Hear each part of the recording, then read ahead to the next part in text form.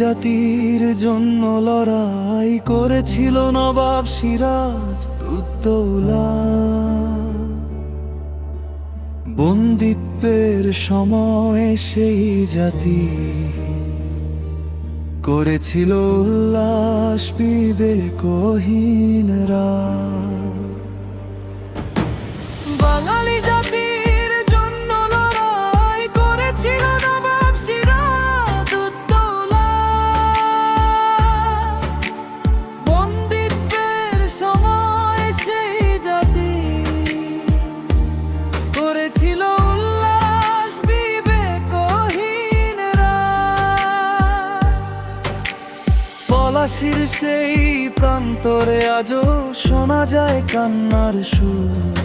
বিশ্বাসঘাতকতার কালো ছায়ায় ঢেকে গেল স্বাধীনতার নূর। বাঙালি জাতির জন্য লড়াই করেছিল নবাব সিরাজ উদ্দৌলা। বন্দিত্বের সময় সেই জাতি করেছিল উল্লাস বিবেকহীনরা।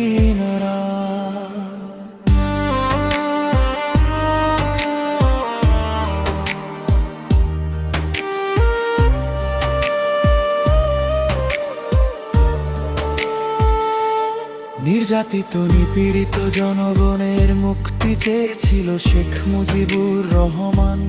কেটেছে জীবনের অধিকাংশ সময় কারাবন্দি সংগ্রামে ত্যাগ বহমান।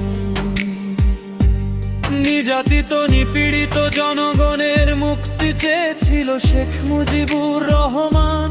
কেটেছে জীবনের অধিকাংশ সময় কারাবন্দি সংগ্রামে ত্যাগ বহমান। তবু কেন ইতিহাসের পাতায় বারবার দেখি বিশ্বাসঘাতকতা? যারা দিয়েছে জাতিকে মুক্তির পথ তাদের প্রতি কেন অবহেলা? বাঙালি জাতির জন্য লড়াই করেছিল নবাব সিরাজ উদ্দৌলা। বন্দিত্বের সময় সেই জাতি করেছিল উল্লাস বিবেকহীনরা।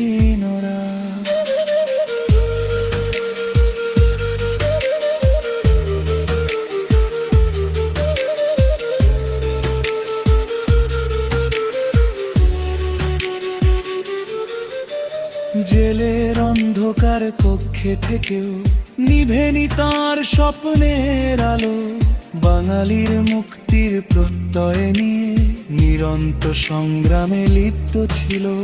জেলের অন্ধকার কক্ষে থেকেও নিভেনি তাঁর স্বপ্নের আলো।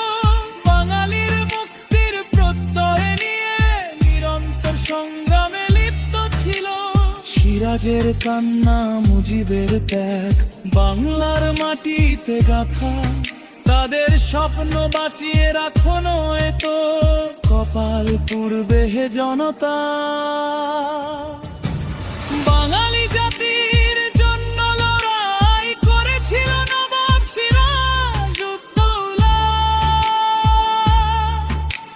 বন্দিত্বের সময় সেই জাতি করেছিল উল্লাস বিবেকহীনরা।